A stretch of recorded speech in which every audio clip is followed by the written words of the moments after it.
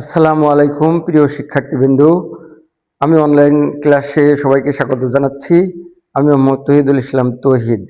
Parts of speech একটা grammar অত্যন্ত গুরুত্বপূর্ণ একটা অংশ। আজকে আমি পার্টস অফ স্পিচের অ্যাডজেক্টিভ নিয়ে আলোচনা করব।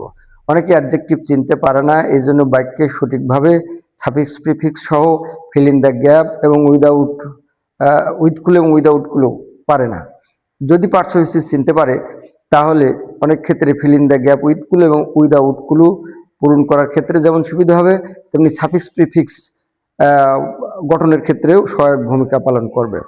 আমি আজকে স্টুডেন্টদের উদ্দেশ্যে কিছু সিম্বল বা অক্ষর বলবো, যেগুলো শব্দের শেষে যোগ থাকলে সেটাকে সাধারণত আমরা অ্যাডজেক্টিভ হিসেবে ধরবো।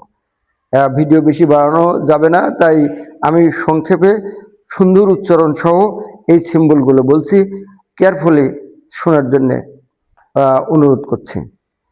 যেমন 24, এখানে 21টা আমরা সিম্বল বলবো। 1 নম্বর হচ্ছে লাইক, LIKE লাইক। 2 নম্বর হচ্ছে ABLE, এটা শব্দের শেষে যোগ থাকলে আমরা কি ধরবো? এটা অ্যাডজেক্টিভ। ISH ইস। 4 নম্বরে LESS লেস। 5 নম্বরে ARY। 6 নম্বরে IVE। 7 নম্বর FULL ফুল। 8 নম্বর AR। 9 নম্বরে AL। 10 নম্বরে AN।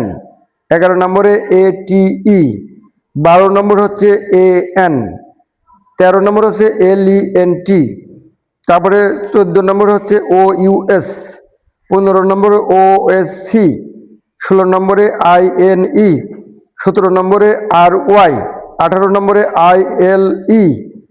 19 নম্বরে ID। 20 নম্বরে SQE এবং 22 নম্বরে হচ্ছে ICE। এই অক্ষরগুলো যদি কোনো ওয়ার্ডের বা শব্দের শেষে যোগ থাকে, নির্দ্বিধায় আমরা ধরে নেব এটা একটা অ্যাডজেক্টিভ। যারা স্টুডেন্ট তাদেরকে লার্ন বাই হার্ট, অর্থাৎ মুখস্থ করতে হবে। এইগুলো যদি মুখস্থ করে তাহলে সাফিক্স প্রিফিক্স পানির মতো হয়ে যাবে।